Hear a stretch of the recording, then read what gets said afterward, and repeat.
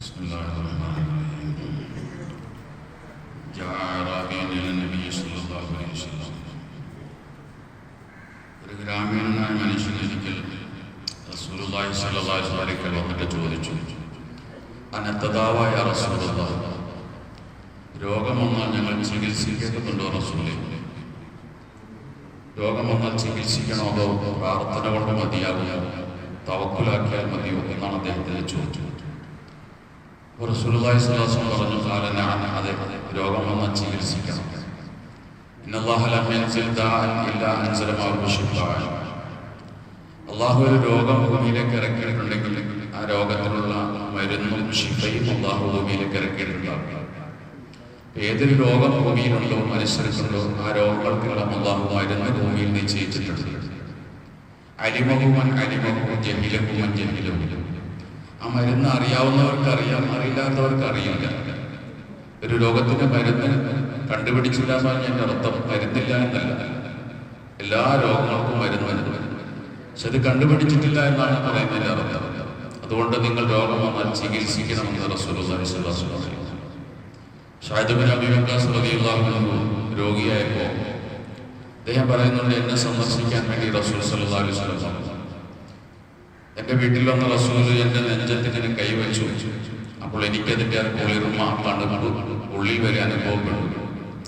ഇത് റസൂൽ എന്നോട് പറഞ്ഞു, സഅദ്, നിനക്ക് ഹൃദ്രോഗമാണ്, ഹൃദയ സംബന്ധമായ രോഗമാണ് നിനക്കുള്ളത്.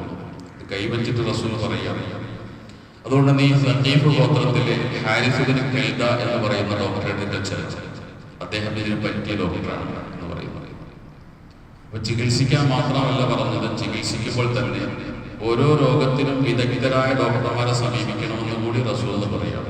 അതുകൊണ്ടാണ് ഹാരിസ് ഇബ്നു കൽദയെ സന്ദർശിക്കണം, അദ്ദേഹമാണ് ഹൃദ്രോഗ ചികിത്സയ്ക്ക് പറ്റിയ ഡോക്ടർ എന്ന് റസൂൽ നിർദ്ദേശിക്കുന്നത്. ഒരു കാര്യം കൂടി പറയുന്നുണ്ട്, മദീനയിലെ ഈത്തപ്പഴം അത് 7 കുരു സഹിതം പൊടിച്ച് കഴിച്ചാൽ അത് ഹൃദ്രോഗത്തിന് നല്ലതാണ് എന്നുകൂടി ശേഷം റസൂൽ പറയുന്നത്. മനസ്സിലാക്കേണ്ടത്, ആ മരുന്ന് മാത്രം പറഞ്ഞു കൊടുക്കുകയല്ല ചെയ്തത്, അത് പിന്നീടാണ് പറയുന്നത്. ആദ്യം പറയുന്നത് വിദഗ്ധനായ ഡോക്ടറെ അടുക്കൽ പോയി നീ ചികിത്സിക്കാൻ പറഞ്ഞിട്ടാണ് ഈ മരുന്ന് പറഞ്ഞു കൊടുക്കുന്നത്. ഈത്തപ്പഴം പൊടിച്ച് ഒരു സഹിതം പൊടിച്ച് കഴിക്കാൻ വേണ്ടി പറഞ്ഞു കൊടുക്കുന്നത്. അതുകൊണ്ട് രോഗങ്ങൾ 2 തരമുണ്ട്. രോഗങ്ങളുടെ കാരണം ഒന്നിരിക്കൽ ഭൗതികമാകാം അല്ലെങ്കിൽ ആത്മീയമാകാം.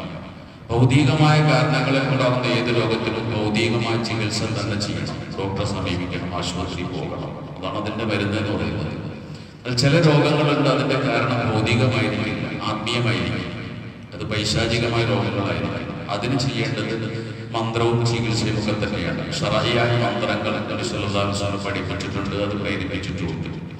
അപ്പൊ അതുകൊണ്ട് രോഗം നമുക്കറിയാം, വീട്ടിലെ പ്രസവമൊക്കെ വിവാദമായ ഒരു കാലത്താണ് നമ്മൾ ജീവിക്കുന്നത്. മറ്റൊരു ഹദീസിൽ ഇങ്ങനെയുണ്ട്,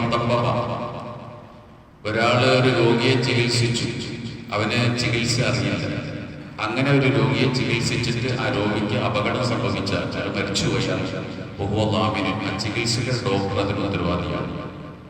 ഈ ഹദീസിനെ നിരൂപിച്ചുകൊണ്ട് ഇമാം ഖത്താബി പറഞ്ഞത്, അറിയില്ലാത്ത ഒരു ഡോക്ടർ, പരിചയമില്ലാത്തൊരു ഡോക്ടർ രോഗിയെ ചികിത്സിച്ച് രോഗി മരിച്ചു പോയാൽ അതിന് കിസാസില്ല.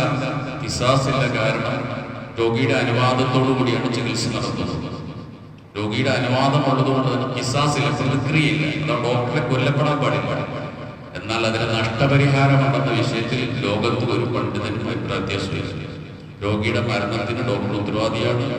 അയാൾക്ക് എന്താണോ നഷ്ടപരിഹാരം തീർച്ചയായിട്ടും ഡോക്ടർ കൊടുക്കാൻ ബാധ്യസ്ഥമാണ്. കാരണം അയാൾ അറിയില്ലാതെ ചികിത്സിച്ചയാണ്. അതുകൊണ്ട് രോഗം വന്നാൽ ചികിത്സിക്കണം. പ്രസവം എന്നുള്ളത് പഴയകാലത്തെ പോലെയല്ല, അത് കുറച്ചുകൂടി കോംപ്ലിക്കേറ്റഡായ പ്രശ്നങ്ങളാണ്.